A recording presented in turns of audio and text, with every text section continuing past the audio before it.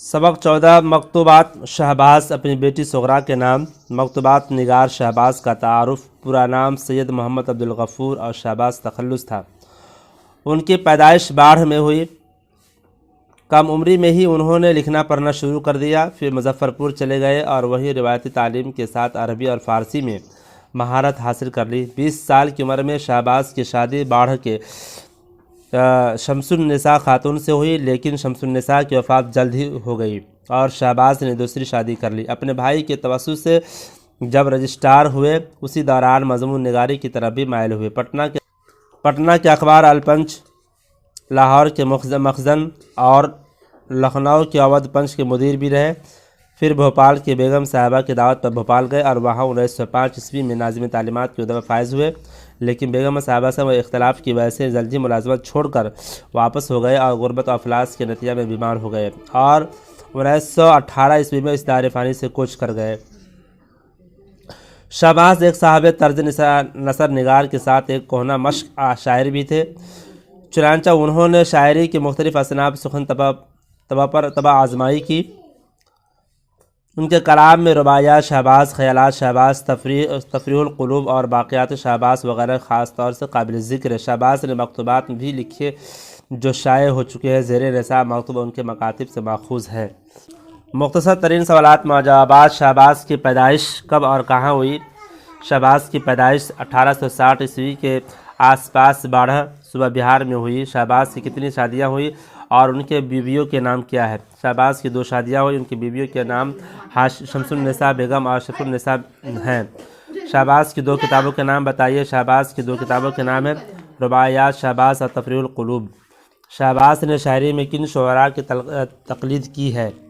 شہباز نے شاعری میں حالی اکبر الہ آبادی کی تقلید کی ہے۔ شہباز نے شامل نساء مکتوب میں جس بچی کو مخاطب کیا اس کا نام کیا ہے؟ شہباز نے شامل نساء مکتوب میں اپنی بیٹی صغرا کو مخاطب کیا ہے۔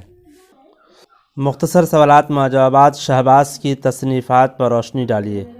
شہباز نے شاعری کے مختلف اصناف پر طبع آزمائی کی۔ ان کے کلام میں رباعیات شہباز، خیالات شہباز، تفریح القلوب اور باقیات شہباز نے مناظر دین و دنیا، قرآن السعادین، سالگرہ مبارک، حضرت نعیم الدین خدا کی رحمت، عبد سعید، عروس شادی، نوحہ 3، خمس تہذیب، قیس، قانون و قسمت وغیرہ جیسی نظمیں ہیں۔ اس کے علاوہ کلیات نذیر اکبر آبادی، مقدمہ موعظ حسنہ، مصنفہ ڈاکٹر نذیر احمد، مقدمہ مقالات آزاد، مقدمہ سوانح عمری مولانا آزاد، دیباچہ نواحی دربار و دیباچہ خیل، مقالات جمالیہ۔ شہباز کے بارے میں 5 جملے لکھیے۔ پورا نام سید محمد عبدالغفور اور شہباز تخلص تھا۔ شہباز موضع سرمیرا باڑھ کے رہنے والے تھے۔ سفینہ اردو میں انہیں آرا کا باشندہ بتایا گیا ہے، جو درست نہیں ہے۔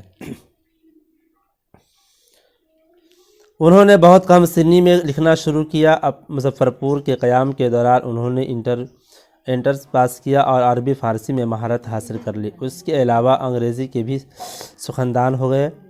20 سال کی عمر میں ان کی شادی باڑھ کی شمس النساء خاتون سے ہوئی۔ مکتوب نگاری کی مختصر تعریف کیجیے۔ مکتوب نگاری کی مختصر تعریف کیجیے۔ مکتوب نگاری کے ذریعے ہم باہمی ترسیل و ابلاغ کے مرحلے سے آسانی سے گزر جاتے ہیں۔ ایک انسان جب دوسرے کو اپنی باتیں کہتا ہے تو اس حد تک پہنچنے کی اولین شرط یہ ہوتی ہے کہ اگلا ان کی زبان کو سمجھ رہا ہے یا نہیں۔ مکتوبات میں غالب کو مہارت کا درجہ حاصل تھا۔ بنیادی طور پر مکتوب نگار احباب کی خیریت اور ایک دوسرے کے ساتھ تبادلہ خیالات کا ایک مؤثر اور روایتی ذریعہ ہے۔ شہباز نصاب خط، کیا شہباز کا ذاتی خط ہے؟ اس پر روشنی ڈالیے۔ ہاں، شامل نصاب خط شہباز کا ذاتی خط۔ اس خط میں شہباز نے اپنی بیٹی صغرا کو مخاطب کیا، جس میں انہوں نے بیٹی سے دریافت کیا ہے کہ ان کی والدہ یعنی خود ان کی بیگم نہیں خط کیوں نہیں لکھتی۔ یہ خط انہوں نے بیٹی کی بہت ہی صاف سادہ اور واضح انداز میں لکھا ہے تاکہ ان کی بیٹی اسے شوق سے اور جلد سے جلد پڑھ ڈالے اور اس میں اس کو کسی کی مدد نہ لینی پڑے۔ شہباز اپنی بیٹی کو جس بات کی تلقین کی اسے اجاگر کیجیے۔ شہباز نے اس خط میں اپنی بیٹی کو اپنا سبق اچھی طرح یاد کرنے کی تلقین کی ہے اور ان سے دریافت کیا ہے کہ وہ اپنا سبق یاد کر رہی ہیں کہ نہیں۔ اپنی دونوں بیٹیوں کے لیے وہ دعا کرتے ہیں کہ وہ پڑھ کر بہتر سے بہتر زندگی کے لیے تیار ہو جائیں۔